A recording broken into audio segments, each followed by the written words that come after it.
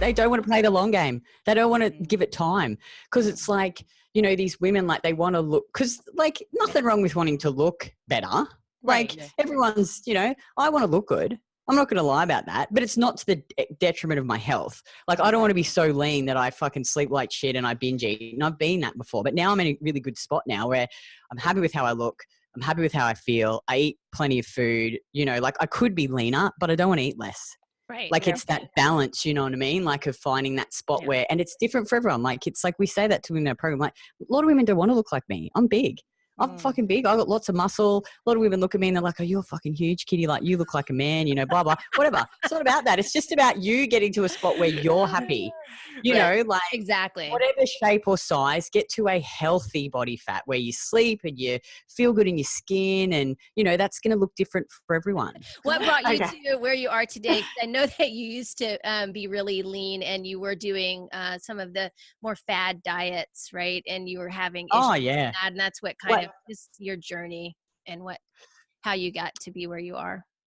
Well, I think, like, pretty much from a really young age, like, I was like, did all the diets, you know, like, I just wanted to be skinny and I wanted to be lean, and I partied heaps too. Like, I took a lot of drugs and I was really skinny. Like, I remember, like, when I was like 19, I moved out of home and I was like addicted to speed, but I loved it too because I wouldn't be hungry. So I would be thin. I remember, like, at one point, like, all of my chest was so skinny, you could see, like, the rib bones, and I was really happy because I was like, oh, that's good. You know, and I smoked and I drank and, you know, I just ate nothing basically. And I sort of grew out of that, like, and then I got married but I just kept going. Like, I would always be looking for the diet because I just wanted to be small. Like, I wanted to be skinny and I wanted to be small, and I felt the best about myself when I looked in the mirror and I was tiny. So I've done every diet, I reckon. I've done every diet except for that one where you inject the hormones and eat 500 calories. I can't remember what that's called, but I sold Isogenics for a year. I did that, did the shake diets. I remember I ate tuna and apples once for like 16 weeks straight, and I would train every day. So I would, like, 7 days a week, I would do cardio. I would do strength training, but not like I train now, just stupid circuit. I didn't know how to train back then. Yeah. And then I got married and I'd see all the girls doing the fitness comps.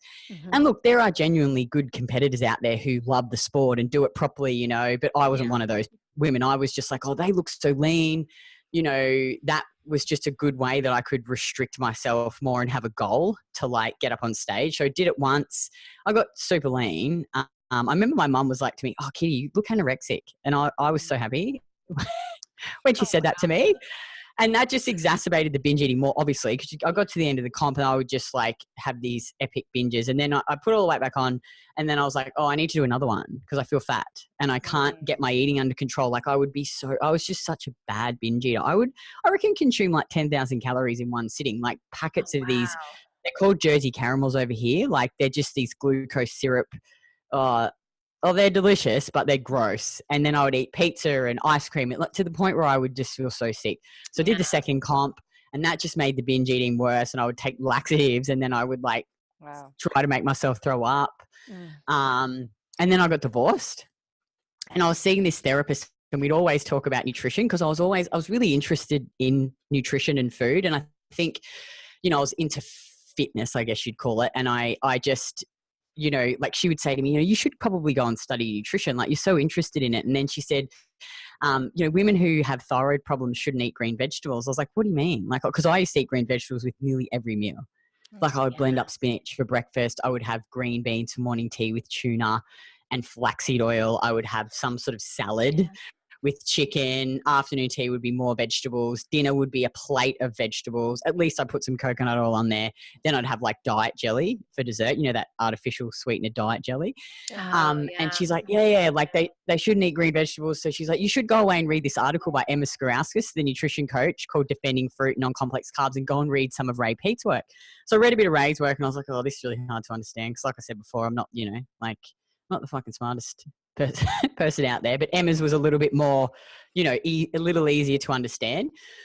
And I remember reading it and thinking, like, fuck, like, this is why I have been how I've been my whole life. It's like I'd found the holy, like, you know, when you stumble across something and you think, how does the rest of the fitness industry not know about this? I was just like, how do people not know about this? So I was like, this is why I'm so fucked. So I emailed her and I said to her, I need to work with you. Like, please take me in your program. And you had to apply and like write this big letter because I think she just doesn't want to take people that are just going to dick her around and, you know, like not actually do the work. And so I wrote this big long letter about how I competed in the binge eating and everything. And she took me on as a client. And at the same time I met Craig, I remember I started the program because I was like because once I find something and I'm like, oh, this is it. I've got to get everyone else around me into it as well. And so like back then he was eating like the bodybuilder diets, the green vegetables, the oats, the peanut butter. And I was like, look, let me redo your diet for you. And I was like putting butter in there. And I remember him not wanting to eat the butter. But anyway, so I did that. And obviously he got on board too. And then he taught me how to train. So like the first time we went to the gym, he said to me, I want you to show me how you deadlift, kitty. So I put 40 kilos on the bar because I wasn't that strong back then. And I did one rep and he's like, put the bar down. And then, you know, he taught me how to train. And at that time I was doing FIFO. So I'd fly onto site, work 7 days in mining and then come back. And he'd coach me when I was here. And then he'd give me this program on Recomposer, is this software that we use to track all our clients' training. And I just took to it like a duck to a water. And I think too, I wanted to impress him. So I would like go away to site and I would like lift, practice. And I'd send him little videos and stuff. And I just loved it because like finally it was something that was progression based, you know, like you could actually see your numbers going up and getting stronger. And it was really rewarding and exciting. But initially though, I still would do cardio. Like I'd do the training program and then I'd go and do the cardio after. And it took me probably a good 6 months to actually really let that go. Because Craig's like, what the fuck are you doing cardio? Like you don't need to do the cardio, but obviously you're just so conditioned. Right. But then obviously I realized I was like, oh, I'm so fucked from this training. Because like you lift heavy, you don't have, you need the recovery. Yeah, you need the recovery, right? Yeah. And then just from that, like I got into powerlifting because I just loved it and trained with this guy, Nat, for 18 months and, you know, won a powerlifting comp. And then, you know, in that time, Craig and I opened Nustrength and we opened a gym and then we ended up developing the Win at Life program specifically for women because I was like, well, like we just want to niche down and do, you know, I want to help women like me just break free from all that restrictive diets and get strong. And, you know, it's taken me 4 years to get to where I am in terms of my body and eating and fixing myself, but it's so worth it now. Like now, like I'd probably eat on average 2,500 calories a day and I train 3 days a week, maybe an hour and a half if I dick around and talk, you know, but now I'm in a really good spot now. Like I can sleep well, I have good energy, like I feel good, my period's normal, I can eat a decent amount. I'm pretty consistent though with my food. Like I track it and I measure things out because for me,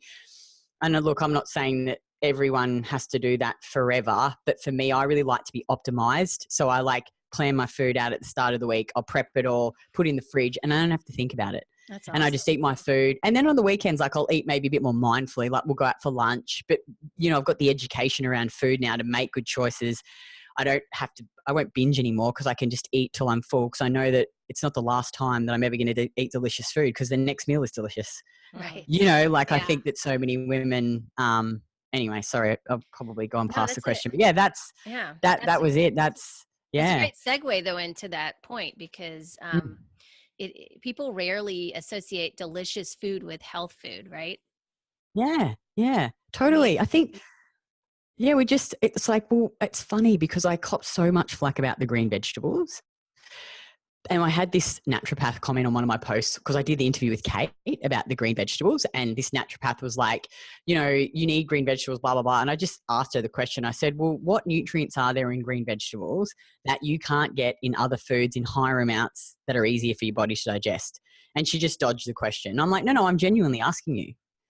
Yeah, right. Like, because it's like when you actually dig a bit deeper and you go, well, what are the nutrients in green vegetables? And you list them out, okay? Well, I can get way more in a cup of orange juice, you know, vitamin C, you know, like all of the nutrients in them. And it's in a form that your body can actually absorb. Because I think that's where people, like they eat all these health foods like nuts and seeds and grains. It's like, yes, there are nutrients in them, but they're not available to your body to absorb and they irritate your intestines. So it's like we've shifted so far away from just good old fashioned food. Well, the But you problem I find a lot now is like even the people that are health oriented in terms of like not even maybe say a bias to like keto or anything like that, but I saw a post where someone was talking about like breaking down amino acids into like, you know, where you get the best and how, and really like the big thing that has been talked about is plant-based and how that has all this amino acid based protein, and they compare them to the meat protein, right? And then they talk about like how then they blend this mix of like, oh well, you have hormones in your meat, you're going to get this and this, and then you can't break down the meat very well because the digestion isn't made for that, because they go into that vegetarian versus carnivore breakdown, but they really don't know how the body processes food. Like there is no understanding of that, you know, glycolytic versus oxidate, you know, all that kind of science that kind of gets washed out. It just gets to the point where people are talking about whether or not it's a clean food, whether it has these amino acids or not. So the pea proteins versus like a meat protein, right? And it gets so blended, and people believe like these plant-based items are going to be healthy for you versus and it's crazy. But it's like, just eat like animals that don't have hormones and shit in them. Like, use your brain. That's what I think people like go and crap on about that meats. Well, of course, like try and buy good quality pasture raised animals that are free from hormones and are pasture raised. It's like the same with eggs and chickens. It's like buy the best quality that you can. You know, it's like I just feel like people overcomplicate it so much. Oh too. yeah, totally. And I think sometimes people want to. It's like a challenge, or it's exciting to do that for some people. Like I was talking about that podcast, the latest Joe Rogan podcast. You know, Dom was talking about how he really liked to do the keto diet because it was challenging, but also because he was able to get a lot more things done, and he didn't have to worry about eating food. So he could just go long stretches of time without eating food.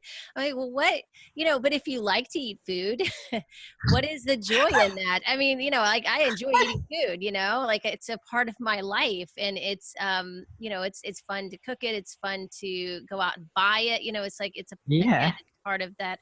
It's part of my lifestyle. So, and I talk to the farmers, I talk to, you know, it's all connected there for me. So I think that, you know, you lose that connection when you start doing more things like that, and you make it more scientific, and it just isn't very fun, you know?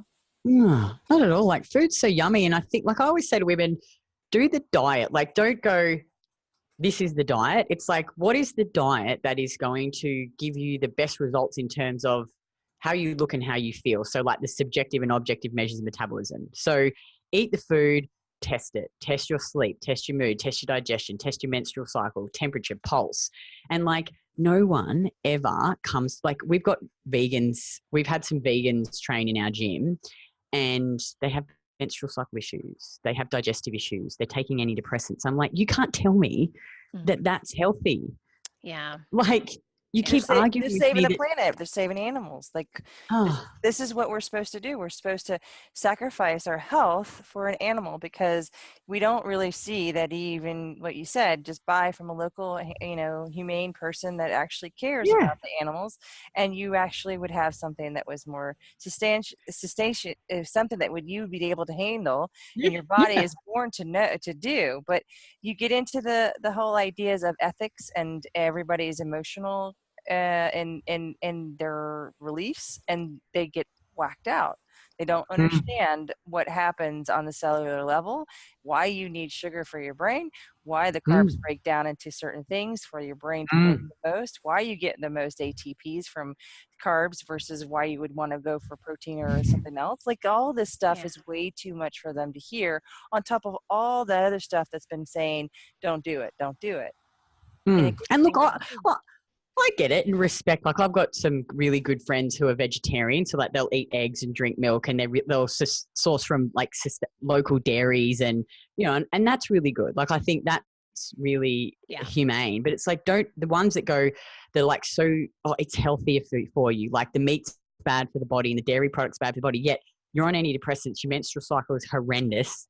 It's like, it's actually like, how can you say that that's healthy? It's not healthy. You know what I mean? And I think too, like what I like about the whole, like the Ray Peat thing is there's no wastage. You eat the whole animal. You know what I mean? Right. Like we'll get, one of my friends, her parents have got a farm, and we got like, she gave us some oxtail and liver, and, I stewed it up and ate it. So it's like, you don't waste anything. Mm-hmm. Yeah. It's like, you're not just eating the eye fillet of the steak. You're stewing up the whole animal. You're eating the liver. And I find too now that I waste so much less food than when I did on my previous diets, because I just buy all this crap that I'd throw away. Whereas now, plan out the food, prep the food, eat all of the food. Like we eat everything. Like we don't throw anything away. So you actually save money too. Yeah, and it's more nutrient accessible and digestible, and so therefore you're using it in your body more efficiently too, and not wasting it that way as well. So, yeah. Well, Kitty, there's a question I'd like to ask, because I wasn't in the bodybuilding field. I've been around other people, but not to the extent of being competitive. Oh, look, I don't think you could call me a bodybuilder. Well, you know what I mean? You train in a certain ways, competitive wise, but. So let's say, okay, we'll just say, let's talk about the bodybuilding. Strength athlete. Yeah, strength athlete. I think, like, because there are some good, bodybuilding's an extreme sport. Like I've never really done it properly. Like I just had a bit of a hack go at it, but there's some actually really good athletes out there that we know that do it properly and compete, and it's extreme. Like you need to remember, like marathon running or any sport at a high level is going to be hard on your body. But I think a lot of women look to these, like WBF pros, and they think that that's like a healthy way to be, but it's an extreme sport and you need to remember that, and you need to go to do extreme things. So, unless you're actually going to do it properly and you're going to compete and you're going to spend years building muscle and doing it properly, like don't do it, because I think they look at it and they go, oh, I feel fat. I hate myself. I need to get lean and they think that doing a comp is going to fix all their problems and actually get them to where they want to be, when in fact, most of them don't do it properly either. Like they don't spend the time getting strong and building up their metabolism. Like if you look at some of the really, like the people that do it properly,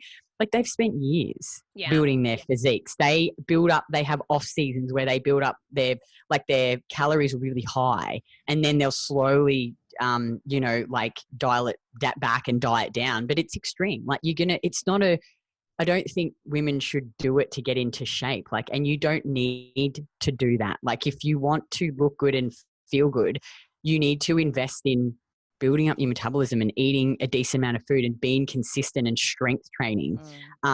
Because all that, like, you see the Instagram models eating the bloody green smoothies and stuff. It's like, that shit's not going to work for you. Like it doesn't work. Like, so like this is a good example. Actually, a girl that I know, like she competed a while ago and she's got out of it now. And she was doing some posing lessons with this WBFF, like she's like a world champion. And she was the lady that was doing the posing lessons was saying to her, oh, I'm so hungry. And she's like, why are you so hungry? And she's like, oh, I haven't eaten anything since, yesterday, 4 p.m. because I binged the day before. So now I'm fasting to like fix it, offset that. And I'm like, that's like they don't really, like, I'm not saying they're all like this. Like there's some good high level ones that do it properly. I don't want to throw a blanket over it and say that all these fucking competitors are like, because they're not, but a lot of them have issues, I think, and they're not real about, and they don't tell the truth about what it's like. Like, it's like, just tell the truth. It's a fucking extreme sport. And to be the best, you got to do extreme shit, and it does damage to your body. That's what it is. You know what I mean? It's not, you can't walk around lean like that 24/7 and not have issues. It's not healthy.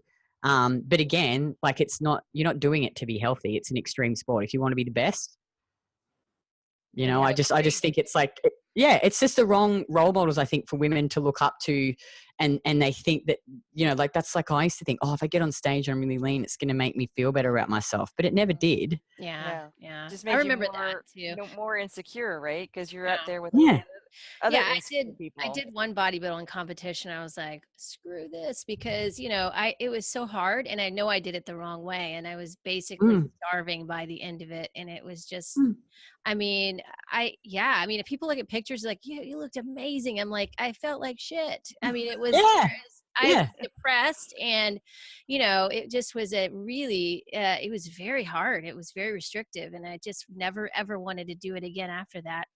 But you did make a good point. Like, most people don't understand what 4% body fat is, but if you tell people, they're like, oh, I want to get down to like one digit. I'm like, do you even know what one digit looks like? Especially like, for women. Yeah, that is not health. That is No. basically being anorexic with some muscle. Like, there's left there. But you have to ask why. Yeah. Why? Yeah, absolutely. What is it? Because when you dig a bit deeper, there's always something else. Yeah, it's very true. Like, it's typically insecurity. Like, insecurity about being in the body that you're in and what condition. And when you get older, it is a whole conversation of when your hormones have been screwed up because you did all this stuff to your, you know, taking on these diets, doing certain things like extreme sports, whether it's you're talking bodybuilding or in my field of triathlon, like this is not a healthy way of being. And you're exactly right. The top of the field are not healthy. Like, they come back after being like on the, you know, the podium and say, I wrecked my body for 20 years, but I did it because I, you know, wanted to be on the top. The top. Yeah. So you take that sacrifice, but you got to know what you're asking for. Yeah, totally. Like, I've got actually a friend, and she's like a high level, like, triathlete, runner. She's like at the top, like, she's competed at Olympic Games. She's fucked though. Like, but she knows it. She says that to me. She's like, Kitty, I understand what this is doing to my body, but I want this. And to be at the top, you got to sacrifice. And this is one of the sacrifices I'm willing to make. So it's like, but don't go and run and do all that crap and think that it's going to, not crap, sorry, it's not crap, but that's not what's going to get you into good shape. Right. It's funny though, like I think now it's like, it's not really even it's just common sense. Like, sleep, get some sunshine. I know. Like, move, do some strength training. Old school, like, kind of thinking. It's not high eat tech. Food, eat till you're full, stop. Eat good quality food, don't starve yourself, don't overeat, you know, like, because obviously if you know, even when you get to the point of where you still have to be disciplined though. Like, I think that's another thing. It's like, but I enjoy the discipline of it. Like, I don't feel like I'm restricted. I enjoy feeling optimized every day and waking up and jumping out of bed and having a good sex drive and, you know, like having energy to train in the gym. You know, like, we've started training with this new powerlifting coach, Thomas Lilly, and he's awesome. Because we're learning new stuff. And he gave us this, like we went and trained, I did like 5 sets of squats and then a couple of sets of like to failure leg press. And it's like, you can't do that shit with no food. No, you can't do that. You can't, you know. Like, I think it's just, it's just nice to have energy and feel good and having this, it's not restrict. Like, I think people have to get out of their head that it's like, it's not, it's fine. I gotta suffer to win. Yeah, you don't have to. Like, you do have to, Sorry, you go. No, it's okay. I was really curious about, like, your Win at Life program, which I've been following all the videos that you're making. I love the testimonials that you showcase on there. I just love hearing the women's stories. And I wanted to find out, like, just talk to you about, like, what are your challenges with that? Like, what do you see mostly women coming to you about, like, the biggest challenges? And then also, how are you helping women increase their metabolism and build muscle? And you're getting really quick results. Well, I think, you know, like, one of the most women aren't willing to play the long game is the first thing I think that we see. So they're so conditioned by the fitness industry that they can get where they want to be in 12 weeks. So our biggest battle is trying to get them to be consistent for long enough. Like, they do get results, but to actually get them to, because usually the first 12 weeks when they come in, we spend on focusing, like, healing, you know. So because we're big on tracking and measuring, because it's like, how do you know what to change if you don't track stuff? And we're like, you don't have to do this forever, because I don't do measurements or anything anymore. I don't physically track my sleep and my mood and my digestion. You just get to a point where you can just do it instinctively, obviously, but you can't do that unless you do the foundation work. So it's like, at some point you've just got to, you know, like, let go of all your old bullshit stories and say, I want to get better. I have to put the work in, you know, like, so we get them to track and measure, and we get them to track and measure their food as well and get into good habits. Because I'm like, we've got women that have trained with us since day one, since we opened Nustrength, that don't track their food anymore, that they just eat instinctively, they eat mindfully, they still track their training and they're in good shape, but they've put that baseline work in to get to that point. And we're big believers in that, because it's like, you don't understand. Like, I can now go out and look at food and know that's protein, that's carbs. Mm-hmm. So, for me, it's like I'll order a steak and I think, okay, I need to have carbs with that. What are the carbs? I'll have some fruit juice, or I'll have some potatoes, or I'll have some white rice. I understand the oils, but you don't know that until you track and measure and understand what's in food. So I think too, is that like women don't, if they stick to our process, they don't gain a lot of weight, because it's about, like, we do like flexible dieting, but with the guidelines, like the food guidelines, because we want them to develop their own diet and understanding around the food. Yeah. But we always look at where they are now, and we set them custom macros. We find a lot of women don't eat enough protein, and then we get them to build their own diet, and then we teach them, and we have like dedicated coaches who check meal plans, and then we get them to test it. And then they go, okay, let's test this diet. And then what's the result in measurements, weight? But we get them to weigh daily, because we're like, you got to get out this fucking thing about your weight. Like, it's just a fucking number. It fluctuates daily. And it actually has the opposite effect when they weigh daily, because they go, oh, you're right, Kitty. This day it was this day it doesn't. And it takes away that, like, oh, fuck, I'm so tied to the weight. Yeah. And it's just a number. And if they usually follow our process, they won't gain weight, because we test the diet, we test the training program, we go, well, how is your sleep? How is your digestion, mood, energy? We get them to submit their tracking sheets every week, and then we give them feedback, and then we show them, we're like, okay, so if you're really, this one lady was messaging us in Slack, is this platform we use for the group. She's like, I'm waking up 6 times a night. And like, she's very lean already. Like, I'm looking at her starting photos. I look at all her measurements. I'm like, you're at 1750 calories. You're waking 6 times a night. You're at 70% body fat. I'm like, you need to eat more food. Up your calories, up them to this, and test it. And she's like, well, I put on body fat. I'm like, well, what's more important to you now? I said 150 calories isn't probably going to make a difference. Just do it and then see how you go. And most of the time, if they follow it, they don't. Because I think the problem with the people, the Ray Peat, this is what I've found, is that they just go and eat. And it's like so many women they just undereat protein massively. Yeah. They overeat fat.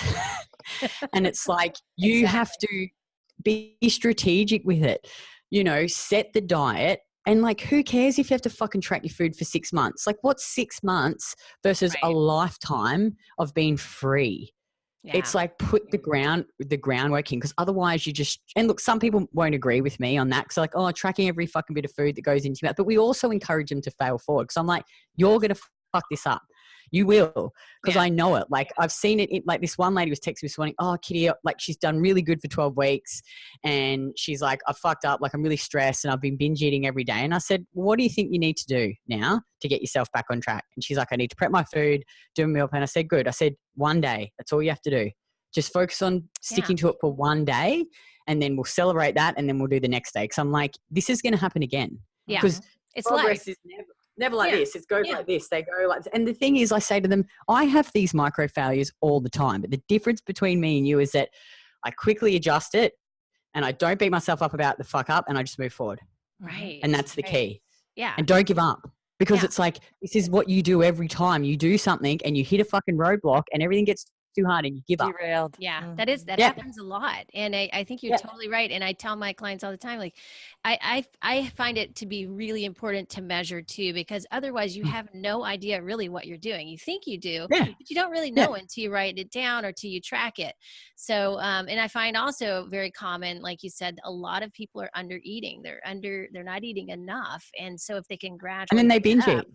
Yeah, exactly. Then they binge eat. Then they think they're eating too much, but they're really not. So it's like, don't like, sorry, they like, I know when people are lying to me, because I'm like, everyone who follows our process gets a result, but the ones when you push them a bit harder, they're like, yeah, no, I haven't actually been tracking properly, and I did drink some wine on the weekend, and then I went this. I said, see, it's like saying the pen doesn't work and you haven't even picked it up. Right. Because it's like, I don't like, look, you guys may not agree with this either, but if you fucking truly were eating 1,200 calories, you would be tiny. Because I've seen women, big women, like who have gotten sick, and like they've had gastro, and all of a sudden their throat, they can't, and like the weight comes off them. I'm like, you're fucking lying to me. Just own your shit. Like, tell the truth. It's like, it's okay. Yeah. Like I was a big binge eater too. Just go, I'm binge eating. Okay. Yeah. Like just own that and then eat the food and it will get better. Cause it's like, if we taped your mouth shut and you could not eat any food and you could only drink, say, water, you're not just going to stay at 120 kilos. Right. It's impossible. Your body will eat itself. So you're lying to me when you say, like, I just know, but I think it's just so the women are so ashamed. Yeah. They're so ashamed that they're binging. I'm like, don't worry. Yeah. Like, it's okay. Be vulnerable and just admit that you're binge eating and just, we can help you. But until you can actually ask yourself and dig deep and go, why can't I do this? Like, why do I continually undereat, restrict, and then go and binge? Like, you don't get to 150 kilos from eating 1,200 calories every day. You don't. It's impossible. I agree with that. Yeah. It's hard.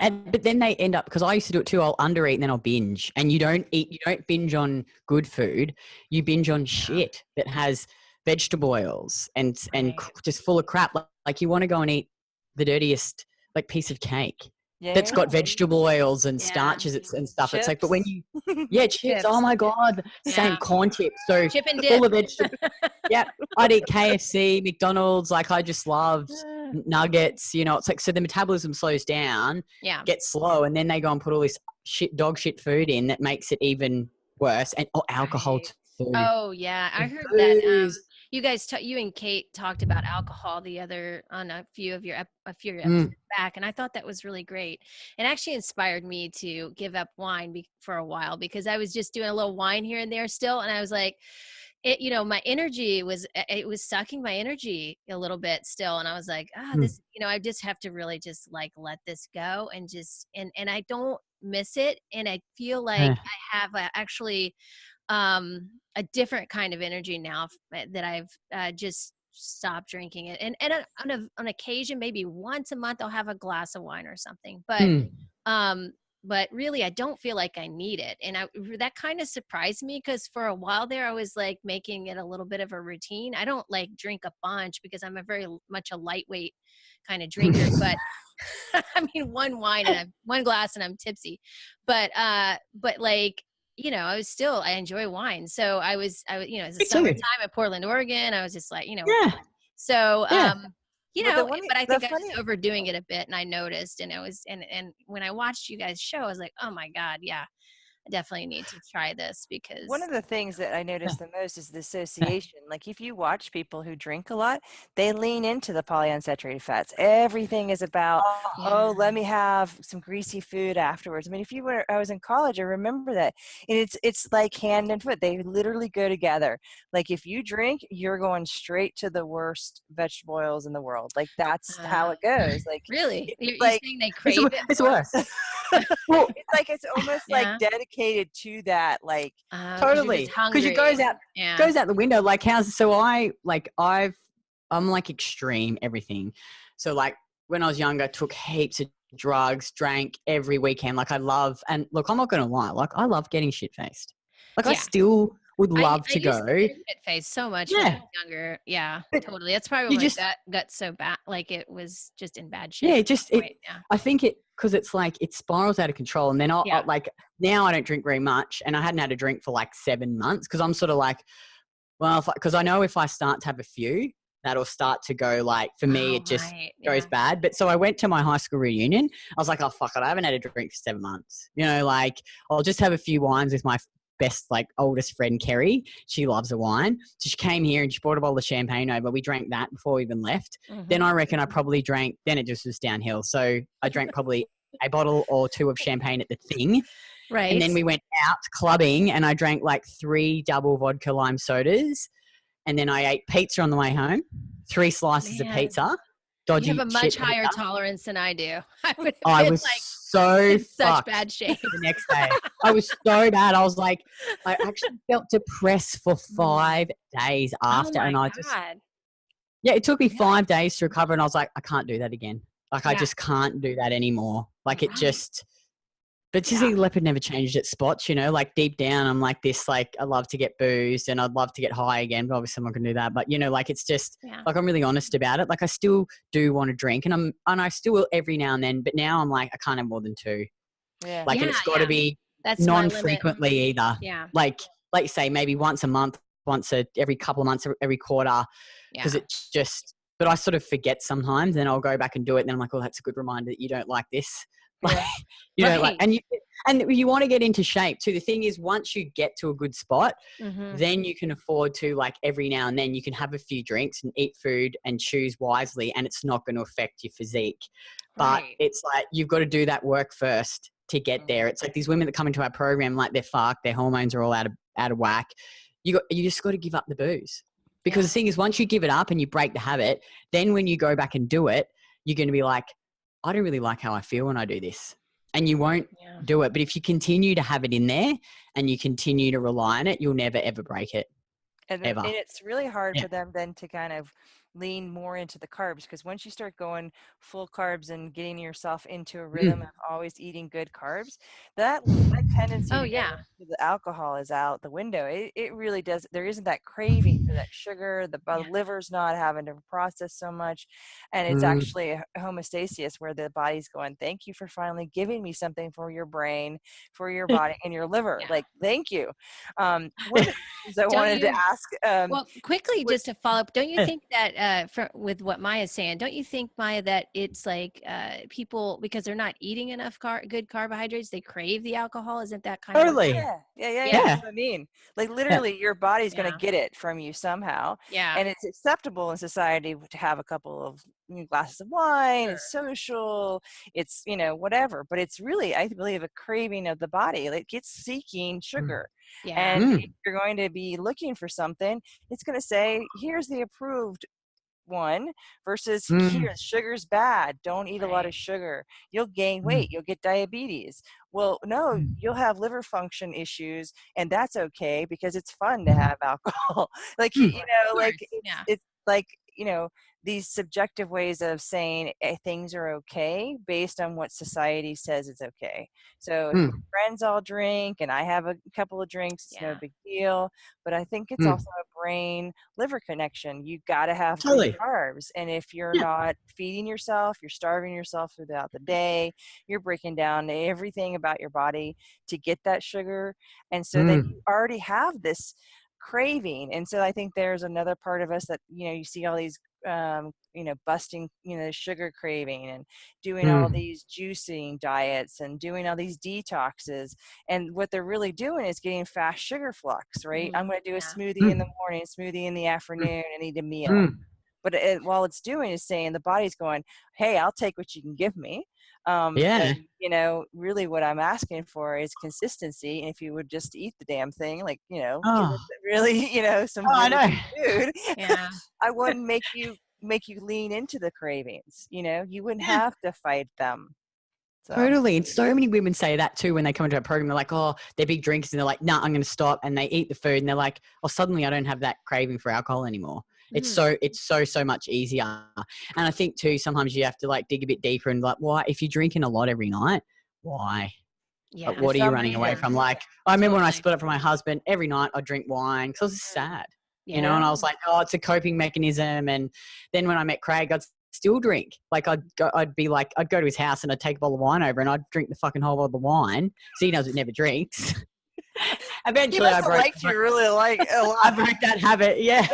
I don't really drink anymore, but I think I was just, it's just, I guess sometimes it's like, just own your shit.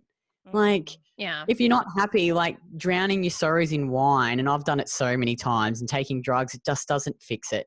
Yeah. Like, but you got to go on your own journey, I guess. Like, now that I've come out the other side, you got to go through that and realize that, there's a lot of people that can't handle the shame that they create, the guilt, and the shame of what they think is not considered. I'll surround myself in the idea of failure, right? Like you're saying, failing forward, or giving yourself the knowing it's okay to be vulnerable. A lot of people don't talk like you in that way, where you really go, look, we all doing it. We're all screw ups. We're all messed up. We've all been down where we all try to close our closet, and it was just so full, all the shit just keep coming out. So finally, I'm just going to let you see my closet. Like, who cares? Like, doesn't matter. Like, I talk about all the time how I was that desperado chick that, like, when I was younger, I slept with so many men. Like I was desperate for a man to love me. And I thought that by sleeping with him, yep, I've only had 2 relationships my whole life. One was my husband and then the other one is Craig. Like I never had a relationship before I met my husband until I was 24. Yeah. I just slept with men. Yeah. Like how embarrassing is that? Right?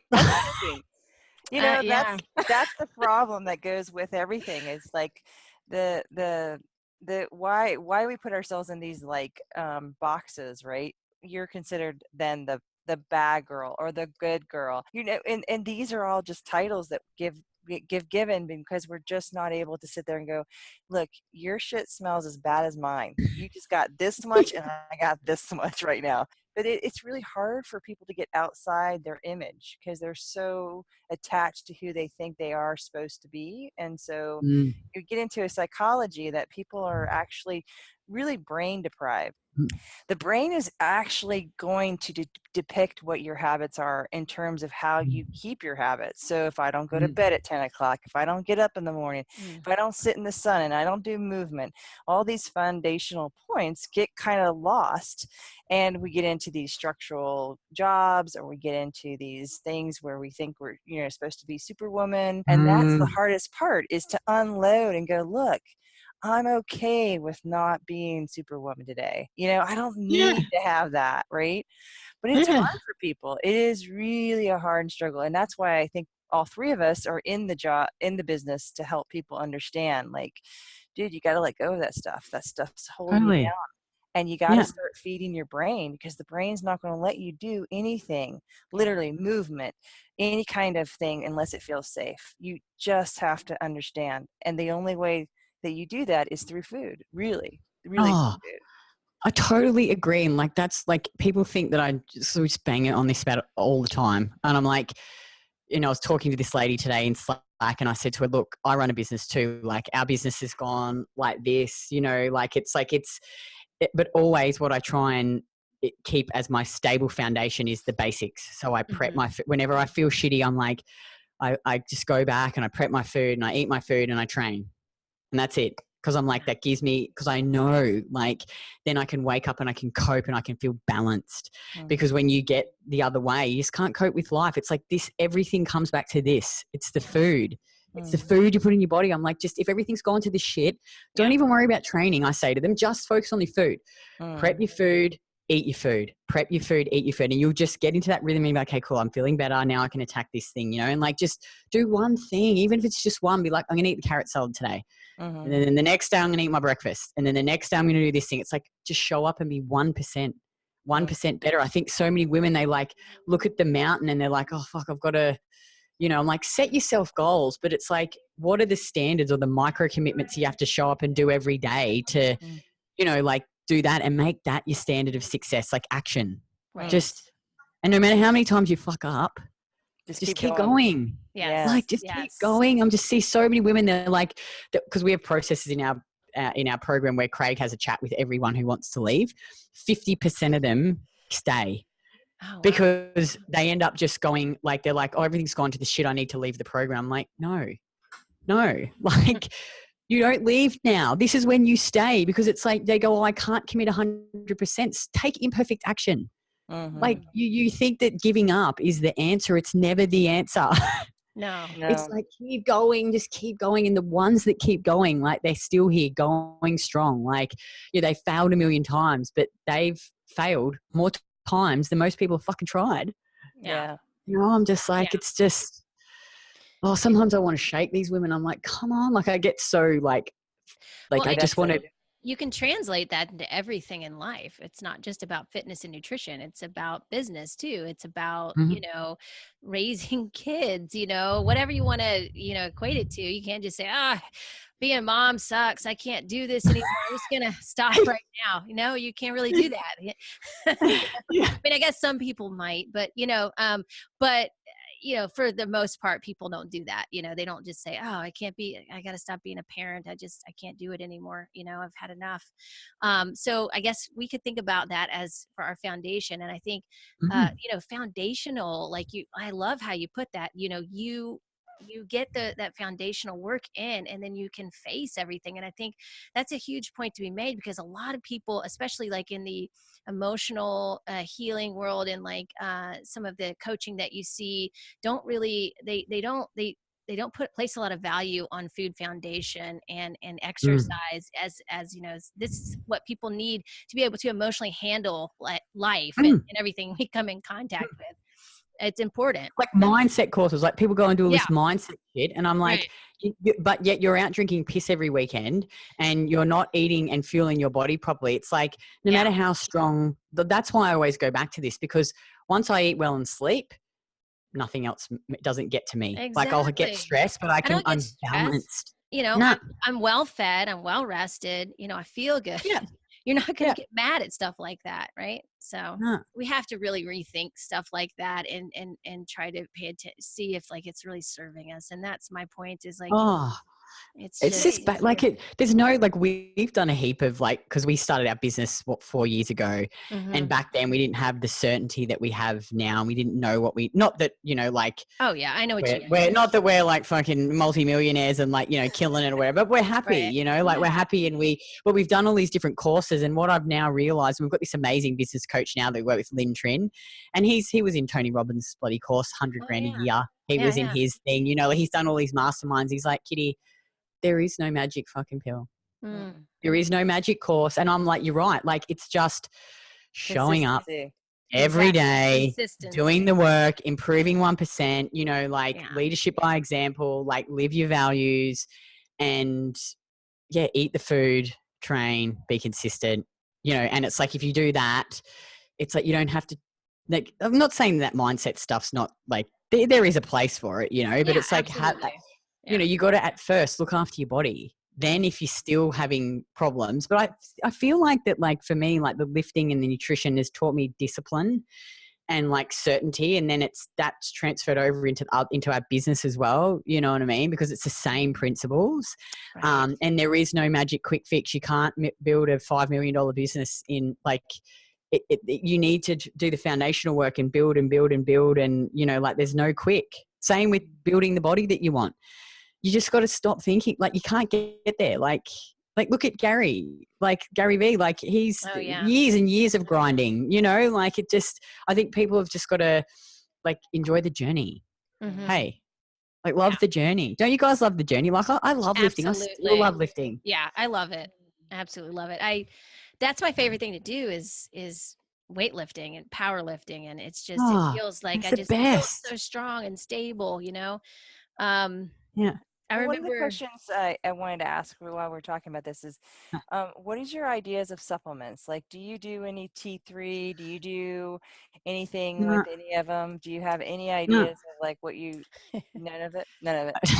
Well, like Craig and I have experimented with all the different ones, but now I just eat the liver. I eat the oysters. I get sun. I do the hydrolyzed gelatin if I'm not making bone broths because it's easy. And then I take aspirin and vitamin K. Okay. Nice. And that's it. Yeah. I like that. Cause I think that's it.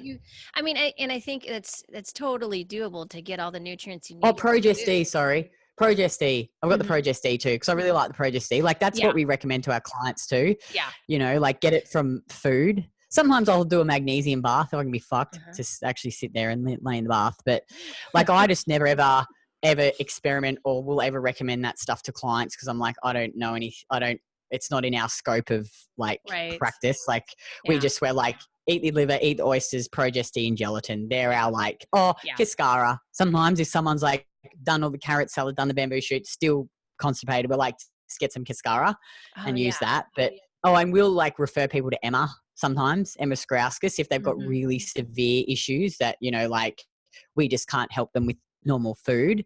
You know, and she's recommended some different supplements to some of our clients. She's a nutritionist. So, you know, for us, it's sort of, we're like, okay, here's where we work. And then outside of this, go and work with this person. Yeah. That's smart. Just eat the food, eat the liver, eat the oysters, drink the juice, drink the dairy, get the nutrients from the food, get sun, and then test and measure. That's all we are. We're like, set the diet, set the training program, measure the outcome. And like the majority of the women in our program, if they follow it 100%, They don't gain weight. They'll lose, or centimeters, I should say, because obviously we're like, sometimes the weight will go up, but the centimeters going down. It's not often that unless they're like very, very lean initially and they're like eating really low calories, then they'll put on weight. But usually the bigger women, it's because they're restricting and binge eating. So when we get them consistent, get them off the alcohol, get the right nutrients into them, they actually lose centimeters. But it's like these people, like I see them, like, it's like you're not tracking properly. You're not tracking. You're not getting enough protein. You're eating too much fat. You're not doing the correct strength training either. Like you're just doing cardio, and it's like you're just not consistent. Right. There's no way around it. I'm like, yeah. What do you do with the vegetarians that come to you now? Like, what do you? We don't work with them. You don't work with them. If they're vegans, we're like, we can't work with you because we can't. Yeah. And then if they're vegetarian, I'll just say to them, as long as you are happy to be limited, like you'll have to drink a lot of milk, dairy, eggs, if you eat seafood, but we're like, you'll have a limited, because we're like, this is what we do. We do this small thing. So I'm like, not everyone fits into that, and that's okay. We're not for everyone. We're not trying to be for everyone. But I'm like, if you fall outside of that, we can't help. There'll be someone else that can help you. Mm-hmm. Yeah. Exactly. Yeah. It makes it easier. Makes it a lot easier. Yeah. Like if you want to get into good shape and learn about nutrition and feel better and sleep better, then like we're the people, and you want to be strong, then we're the place for you. But if not, that's also fine. Like there'll be someone else out there that can help you. But yeah, it's not your job to convince people. It's not your job to be. No. Well, I tried it for so long. I think. Yeah, I did too. It's so hard to do it that way. It's tiring. Yeah. It's not enjoyable either. You just got to let people do what they want to do, sometimes. And if they really want to change, if they really want to know, if they're all in, and it's so much easier, it's so much more pleasant. But, I'm happy to teach people, and educate people about it, but I'm not going to argue with you about it. Try to prove, anything. No. It is what it is. So, and why would you pay someone money to go and like not do what they say? Yeah, it's really weird, doesn't it? like I've had with this new coach, I'm not, it's not as though like I'm a superstar lifter or anything, but like I'm a decent lifter, and he's showing me all these different things. I'm thinking, this is uncomfortable, and this, but I'm like, just do it, kitty, because he holds world records in powerlifting. He has numerous other people that hold world records. So obviously he knows what he's doing. Right. So shut the fuck up and do what he says. You know what I mean? It's like, yeah. He's the coach right now, and you got to follow him, right? Yeah. So you want people that are coachable, it sounds like. So to come to you, right? So tell our audience where they can find you, Kitty, where they can find your program, your YouTube channel, and all that. So I think my Facebook page is Kitty Blomfield. It's Blomfield Sugar and Strength. So it's Sugar and Strength on Facebook, and then we've got the Nustrength YouTube channel. It's where we post all the videos. We've got a website as well, nustrength.com.au. So we made our own gelatin. Really? Yeah, we made our own. Yeah. Cool. Yeah, it's like the highest quality hydrolyzed gelatin. Comes from Germany. Yeah, it's really good. Like it actually, I reckon, mixes better than Great Lakes. Oh, that's even Rob said that. I should send you guys some. You'll have to message me your postal address. I'll send you some. That would be awesome. The only thing is, it's just like we don't usually ship it out. I'll ship it to you guys, but I wouldn't recommend buying it from Australia because it's expensive, the shipping. I always just say if you're outside Australia, just buy the Great Lakes one. Okay. But yeah, so we got our own gelatin. Yeah, that's where you find us. That's where the food prep videos are. Yeah, and I highly recommend everybody check the food prep videos. They're so great. I just love how your honesty and just, you say it like it is. And I just love that about you. So thank you for bringing that to the table. We need more people. I'm just real. Like I am real. I'm not the smartest. I'm not the strongest. I'm not the prettiest. I'm just who I am. You know what I mean? It's like, I can't spell. Often people will message me going like, oh, there's some spelling mistakes in your post. I'm like, whatever. Well. Like people email me and they're like, oh, I'm offended by you swearing. And I'm like, well, you're probably not a good fit for the program. Yeah. Well, there you go.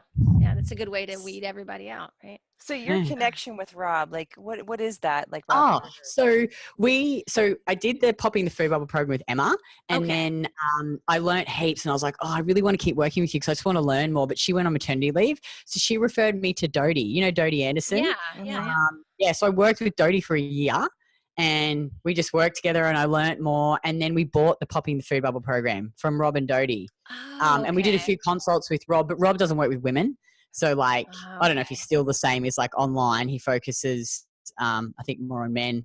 So yeah, we just worked with Dodie and we learnt heaps, and then we bought the program off them. And it's just like, we have it in our Win at Life program, and it's like the foundation of our nutrition. We've sort of, obviously, because, you know, like we're like, again, slightly different to, like, we're about changing body composition, but doing it in a way where you feel good, like not at the expense of your health. You know, because I think that like lifting heavy weights, there is always a risk, right?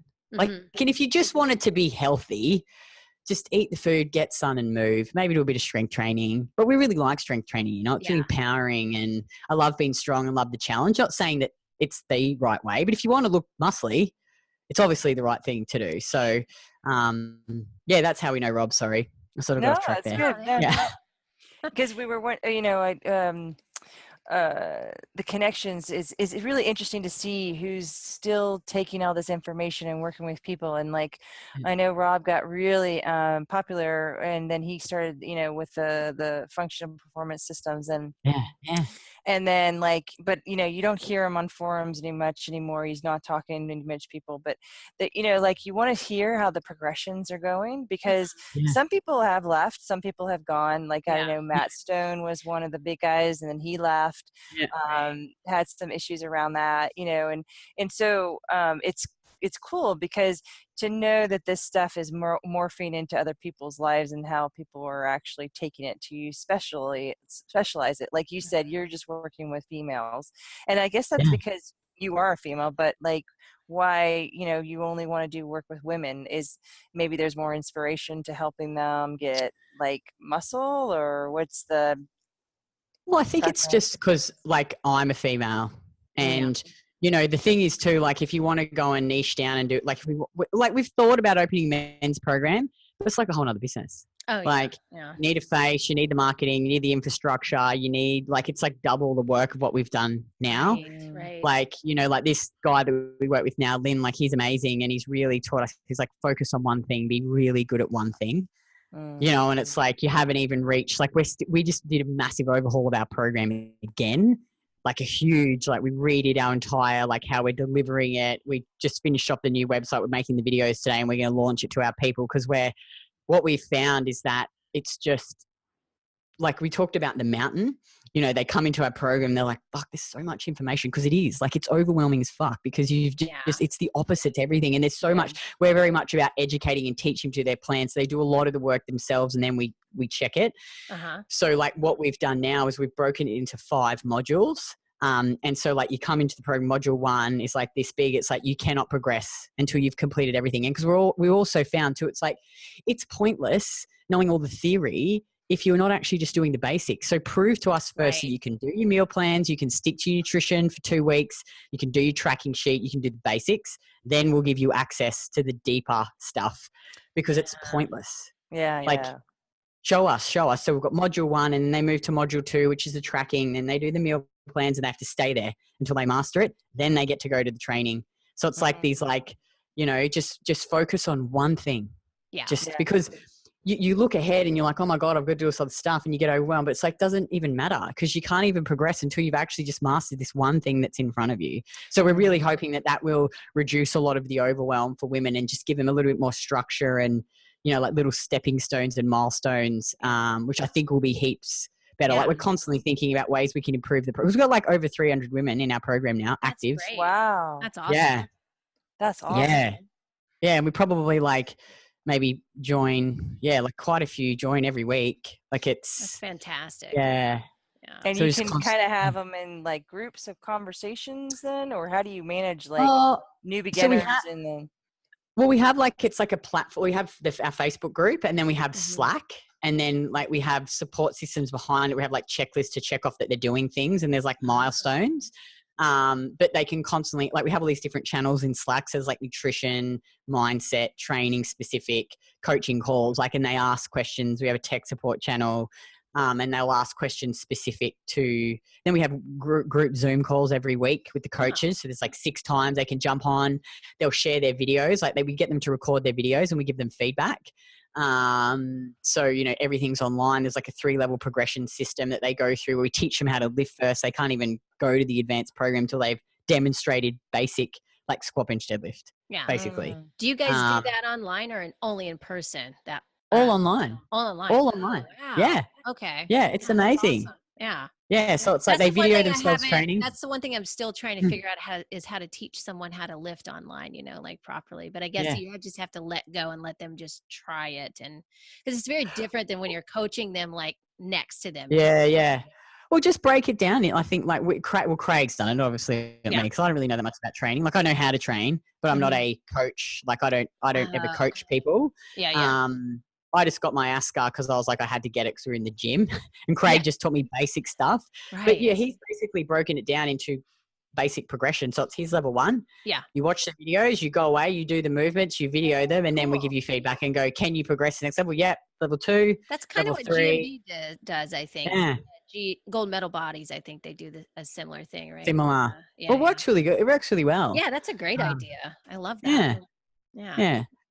Yeah, he's done a good job, Craig. Yeah, it sounds like it. You got a good one, girl. Yeah, right? He's good. I do love him. He's really good. Aw, that's sweet.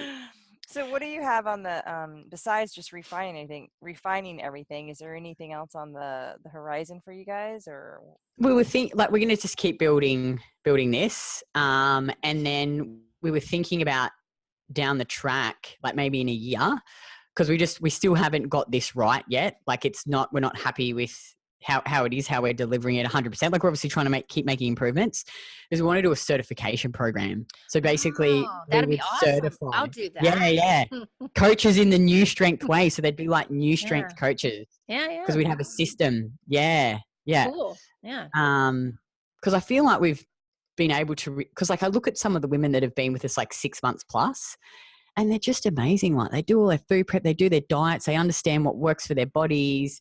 You know, they're slowly losing body fat. They're feeling strong. You know, they don't get us to check their meal plans anymore because they know. Like every now and then they'll ask questions, or they might have a small issue, but they know what works for their body. They're in good habits now. I think, you know, like we really push people hard at the start. Like we're like, just go all in, but be okay with failure. That's a thing. Because it's like, go for 100%. You probably won't get it, but that's okay. Just keep going, you know? Keep trying. Like just keep trying. Because it's like, if you're just constantly going, oh, I'll go half in, or like, I'll just have a few drinks. It's like, you never break the habit. You never get there. Go hard, set the habits, and then you'll just find that, and be okay with the failure and, you know, imperfect action. And you'll eventually get to a point where you're like, hey, this is sweet. I can do this. Like, it's the norm now. And we hold them to it, you know, like we have a lot of hard conversations with our clients because we want them to be better. Yeah. I think that's the biggest part. That's actually the job that the coach is supposed to do. We're supposed to hold our clients accountable. That's part of why we're here. Right. So yeah, that's a huge deal. And if you're not doing that for somebody, then, you know, we don't want them to take their money and just let them flounder. Because sometimes people need to kick up the ass. I'm pretty hard. Like people think I'm pretty hard. I am pretty hard, but I'm like, just try. You just got to try. Yeah. Like, I think you're pretty much straight up. Like you just say it like it is. That's probably the best way to say it. Because I think if you fucked up, just, I fucked up. Yeah. I fucked up. Who cares? Just come to me and go, exactly. Kitty, I fucked up. I've fallen off the wagon, but I want to be better. Yeah. And I'll help you. Just don't give me fucking bullshit excuses. My life's too hard. You know, like Mel Collins, one of our coaches, like she did a live in our page the other day, and she's incredible. Like both of our female coaches are amazing. April Orford came from a destructive relationship. Her partner beat the shit out of her for years. He left him, left 2 kids, fought to get them back. I remember when she started our program, I remember having a conversation with her, and she's like, I can't afford to do this. I'm a single mom, but she did it anyway. And now she's working for us as a coach, earning more money than she ever has. You know, like she put the work in. Mel, like this, you'll laugh at this, but like we always have a joke. She was a thief since she was 5. She lived on the streets. Her dad used to hit her. Her husband killed himself. Oh, Killed shit. himself, committed suicide. She found him. She was numerous times wanted to commit suicide. I remember when she first started training in our gym, and she would just drink and take drugs and just terrible past. And, look at her now. She cleaned herself up, no longer drinks, doesn't take drugs. She wanted to work for us. And I was like, I made her work for free. I'm like, you'll work for free. Prove to me. Yeah. Because you don't have any skills. You don't have any knowledge as a coach. And she wanted it. She went out and bought herself a fucking laptop. She went to Apple and took lessons to use her computer. She worked for us for free for 3 months. And then we gave her a job as a coach. We recently gave her a pay rise, her first pay rise. And she's just doing the most amazing job. She's not a victim. Awesome. That's incredible. Yeah, she's just inspirational. They both are amazing. Our coaches, they work. They're hungry. They want to learn. They want to be better. She's worked hard. She's had a few little injuries, so she hasn't been able to squat or deadlift, but she still sits at 21% body fat, eats 2,200 calories a day. She's really consistent with her food. She's a real, lives the values, she's really, so when someone tells me that their life's hard, I'm like, stop.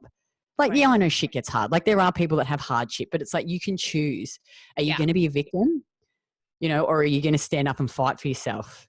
Doesn't mean it's not going to be hard. Right. But I think that's what's missing from these programs. It's no one holds them and calls them out and says, come on, you can do this. It doesn't matter how many times you fall down, just keep getting up. And keep going and stop saying that it's too hard. Stop. That language just brings you down. I can't do this. It's too hard. My life is too hard. It's you choose the fucking food you put in your mouth. You choose that. Yeah, you do. And it's amazing too. We have these things called the weekly hot seats in our program. So Craig goes live with people who are struggling and he breaks down their sometimes they cry, but it's the difference in them after. This one lady, she's posting every day. She stopped drinking. She's I feel so much better. I'm prepping my food, taking ownership. You can see the difference in their language when they start asking themselves how they can instead of stop. Because I think a lot of the time people just are poor you, poor you, poor you. It's fuck, that doesn't help them. I'm not a heartless bitch. So I'm oh, sometimes some of the women, there's a lady recently and her father died and she was buying a house and there was stress in her job. And I said to her, give yourself a break. Right. You can't train, you're injured, you got all this stress in your life, just eat a bit more food. You're not going to see great body composition changes now. No one thinks that you're making excuses. Give yourself time to grieve, focus on the food, try and reduce stress, get better. And then in a few months when everything's settled down, then you can go, okay, I want to lose a bit of body fat. Because they ain't going to happen now. So stop being so hard on yourself, Yeah.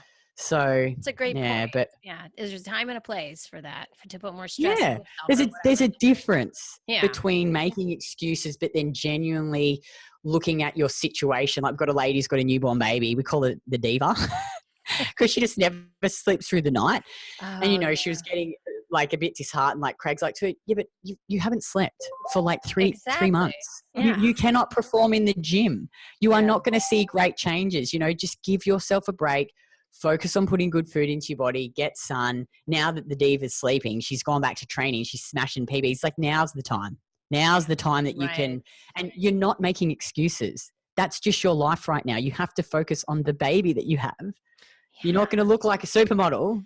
No, we're not going to. Yeah, no, definitely not. The supermodels bounce back pretty quick, but most people do not. But one of the things is that you got to heal first before you can do any changes of the body. The body just goes into safety mode first. You're not going to override it. It has to heal from some of the things that you're dealing with. And that means, knowing what you can handle in your stress day today.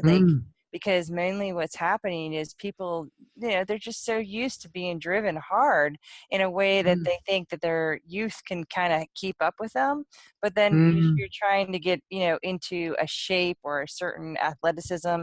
That's why athletes have, coaches, they have programs, they have things to keep them in their box of recovery, because recovery is so important. It's not ever the where you gain the most when you recover.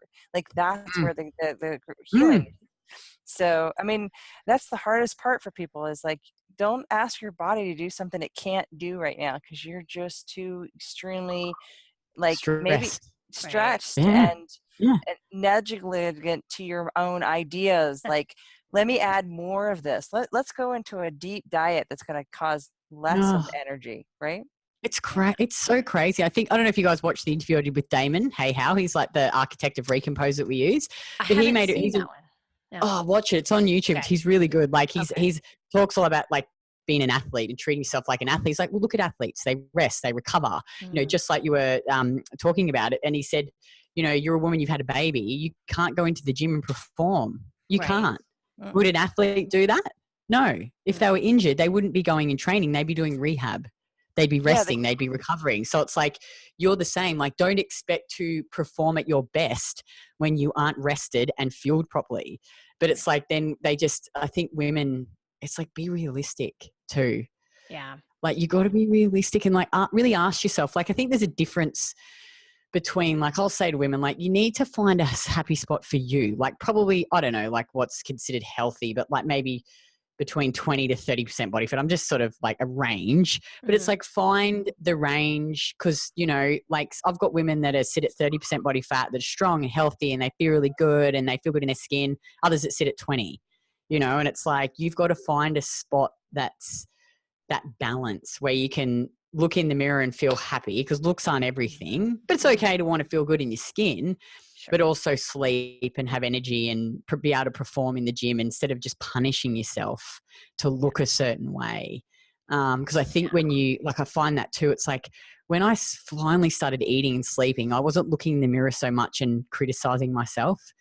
Like, I was actually like, okay, this is cool. Like, I'm happy with this journey now, like it being slow, because I felt so much better just internally. I don't know if that makes sense. Like, you know, you take that pressure off yourself. Yeah. Cause it's like being really lean is shit. Yeah. Like it's real shit. Like, it's really stressful, actually. You don't feel good and you're obsessed without food, don't you reckon? Like, it's actually really, really not good. Like, I don't know. Like, I find like recently, well, it's not recently, maybe a year ago, sort of our business, I sort of let my training go a bit. I was drinking a bit too much, you know, like not excessively, but drinking like, you know, once every fortnight. Then I would just eat too much food, you know, not real shit food, but I'd just eat more than I needed. And gradually my body fat crept up. And I wasn't fat, but for me, I was like not comfortable. And I was like, well, you're not really living the standards that you're preaching, Kitty, because you're drinking, you're not tracking your food properly. Like, how can you expect the women in your program to do that? You're not feeling optimized. You don't feel great. Right. So I was like, all right, just get it together. Went and got ourselves another coach, trained with him consistently, just set my macros, started tracking again. I wasn't perfect, but you know, slowly my body fat came down. And sort of for me, I like to I'll eat a little bit less during the week, and I'm not starving, but then on the weekend I'll have a bit more freedom to eat a bit more, and then I can maintain my level of body fat, and that works for me. But I got to because I was trying to get leaner. Like, I was trying to get down to a body fat where I was happy, and I found that I got to the point like a few weeks, I was like, I'm not eating enough food now. Like, I was like, during the week, I'm starting to just obsess about food on the weekend, think about food all the time. So I was like, it's time for me now to up my calories again, which I have. Yeah. And now I feel better again. And I've been able to maintain the body fat that I'm at, because I'm like, that's a trigger for me to know that I'm not eating enough when I start to obsess about food. And I think it's really just finding that middle ground of eating enough so that my sleep started to get not so restful, you know, like you just all these little things, and you're like, it's time now. Those are things that when you're tuned in, you notice, and then you can start, like you said, you can adjust, because that's what life's all about. It's not going to be perfectly measured all the time. And you know, so you need to find that balance, right? And that's what I think we're teaching people, is to get to know themselves in that way a lot better, so they can start taking responsibility and really becoming their own authority, and stop listening to all these crazy dieting fads and nonsense out there, you know? And if you're not happy where you are, just make the small changes and be consistent and play the long game, because it took me probably 9 months to go from 28% to around 20. Yeah, and I think that's quite a long time. That's the thing. That's quite a while. They're like, wow, you know, they don't realize it takes that long, but it just does. Yeah. You know, any athlete, if you want to take a long time to get what they need, where they need to be as an athlete. It's going to take time. So it's the same. I think too, though, sustainably. Like, for me, I could have gone hardcore strict, but I just know that when I got, like, I'm at a point where this is sustainable now for me, because I've just gradually ingrained the habits back in, got used to the food, and training's good now. You know, like I cut the alcohol out. So all those little things have added up now to this is the norm. So it's not hard to sustain. Whereas if you go so hardcore, I think then you fall off the wagon. You just go like this all the time rather than going like that, you know? Right. Yeah. You got to let go a little sometimes too. Well, as you guys can see, it's getting darker here, and I don't have any lights in my room, so not like any like little lamps over here. But plus I gotta go make dinner. So you must be so hungry. Oh my God, you guys must be so hungry. I'm making dinner for everybody, so I got to get on it. But it's so great, really great to meet you, Kitty. And I know, it's so good to meet you guys. We have to talk more often. I really think we do. I we'll have to do this again very soon, or just. Or maybe I should have you guys on my show. That would be awesome. Yeah, I love that. Yeah, that would. I'll message you after this, and we can organize a time. Okay. Yeah. Cool. Yeah. Fun. Yeah. We'll do like the Ask Kate. Maybe we could do something monthly or something that kind of topic ideas that we could put into motion, because maybe we could do something across the ocean kind of thing. Like, hey, that would be fun. You know, like, what's the build our community of worldwide? You know. Totally. Yeah. Totally. Yeah, that's a great idea. We'll do it. I'll because I like this better than writing. So I'm not good at writing. Me too. My language skills aren't. I can't spell. So it's like I can speak. No worries. That's why we like it too. We really so much easier. Thanks so much. And I'll message you guys now, and then we can organize a time. Okay, cool. Awesome. All right. Thank you. Bye, guys. Have a good day. Bye. Bye.